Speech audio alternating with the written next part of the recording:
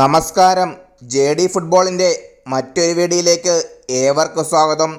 Football ലോകത്തെ ഏറ്റവും പുതിയ അപ്ഡേറ്റുകൾക്കായി ചാനൽ മറക്കാതെ സബ്സ്ക്രൈബ് ചെയ്യുക. ഇംഗ്ലീഷ് പ്രീമിയർ ലീഗിൽ ചെൽസിക്ക് വിജയം. ബേൺമൗത്തിനെ എതിരില്ലാത്ത ഒരു ഗോളിനാണ് ചെൽസി പരാജയപ്പെടുത്തിയത്. മത്സരത്തിൻ്റെ 38-ാം മിനിറ്റിൽ ബേൺമൗത്തിന് അനുകൂലമായി പെനാൽറ്റി ലഭിച്ചെങ്കിലും ഇവാനിൽസൺ അവസരം നഷ്ടമാക്കി.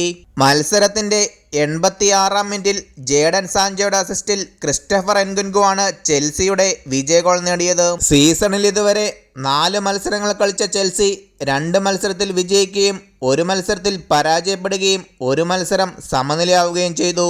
4 മത്സരങ്ങളിൽ നിന്ന് 1 വിജയവും 2 സമനിലയും 1 തോൽവിയുമായി 5 പോയിന്റുമായി ബേൺമൗത്ത് പോയിന്റ് പട്ടികയിൽ 11-ാമതാണ്.